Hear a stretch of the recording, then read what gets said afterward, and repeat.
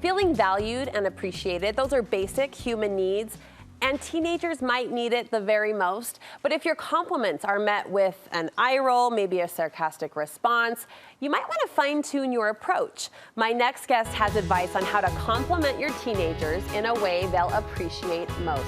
Jessie Berger has formed an online community for middle moms or moms of teens. She joins me in studio. It's great to see you. Thanks, Brett. I love that you're focusing in on this because we all need to hear those words of validation. But you're right, teenagers need that boost, right? They do. It's hard to be a teenager these days. Yeah, and we want them to feel that kind of invigorated support through our house, knowing they may or may not get it when they leave the walls of our home every day. You bet, you bet. So let's jump in. You say you've got a formula for a solid compliment that your teens will hear and most importantly absorb, right. like take in. First, it has to come from a sincere place. Yes, your compliments always have to be sincere. Teenagers are so good at being able to read that energy. They sniff us out. They do so well. And yeah. if you are trying to be manipulative or anything about that, they will know. Your compliments must be sincere. All right, so make it authentic. Yeah. It can sometimes feel awkward, Jessie, and you know this, to break into the teenage bubble, especially I think if verbal affection doesn't come naturally for you like it does for some people.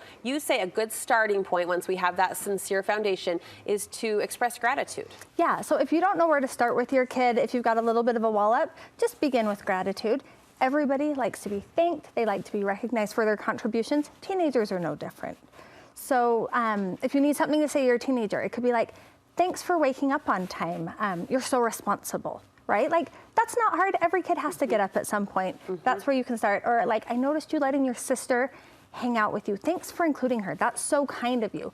Those are the kinds of things that you can start with that teenagers need to hear. I love that. So starting with the I appreciate or I notice this about you, and that will just parlay it into a beautiful compliment or a beautiful boost.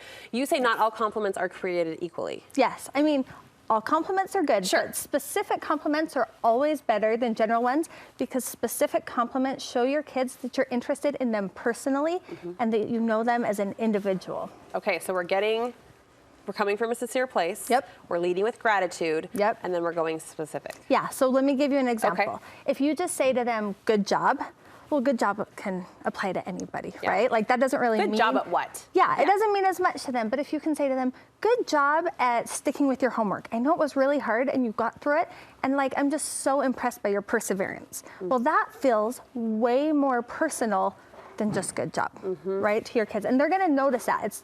They're just gonna feel better and feel like validated as a person. Well, and there's a different level of processing, right? Even as an adult, if I receive a more specific compliment other than a good job, I'm gonna think about that, process that, and ultimately probably internalize that a little bit deeper. Yeah, and specific compliments also help your kids realize what is valuable about them and what they're contributing. It kind of starts giving them a sense of like, oh, my parents think being on time is really good. And when I'm on time, you know, I'm living up to these like good expectations that they have.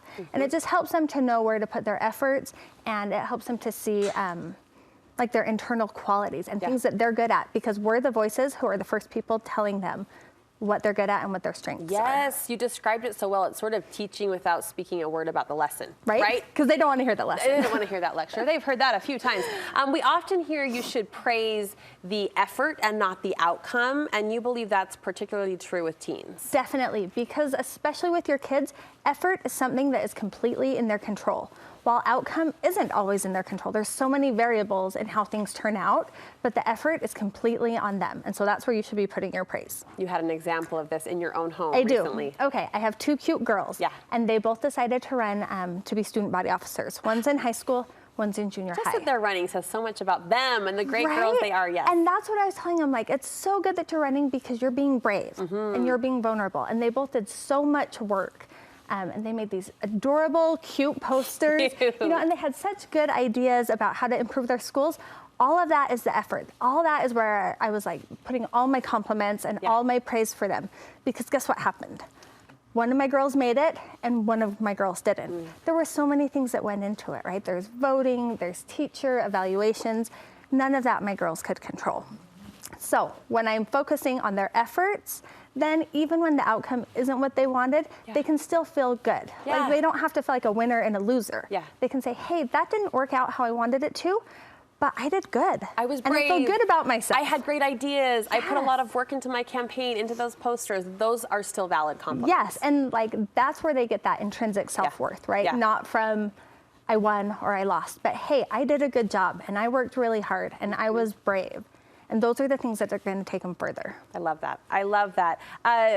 You believe there is a best time of day to dole out or dish out compliments to a teen? Yeah, so there are really two important times of the day in your teen's, day, and that's first thing when they get up in the morning, and then first thing when they come back into your home after being at school all day. So if you can start those time periods off with a compliment and a kind word, your house is gonna have so much more positivity. Your kids, it just sets such a nice tone for you. Do you feel that from them when you try to hit those time markers? Definitely. Let me tell you. So about a month ago, my husband decided that he was going to just do a little, dad experiment. Okay. And he was going to start every morning with something nice, saying something nice to my kids. And then when they came home from school, he works from home. So he said, I'm just going to come upstairs when they get home and say something nice.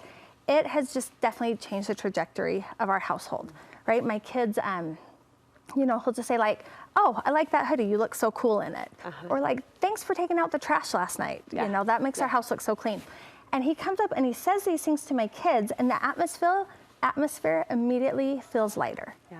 And the connection is there. And if there has to be corrections, those are taken a little easier. Sure. Right? And no Sure. teenager wants corrections, but they take it a little bit better because you have a relationship. You've built up their bank, so to speak. Yeah, you right? We hear definitely 7 do. to 1 or whatever, and we often emphasize that ratio, Yes. positives to negatives.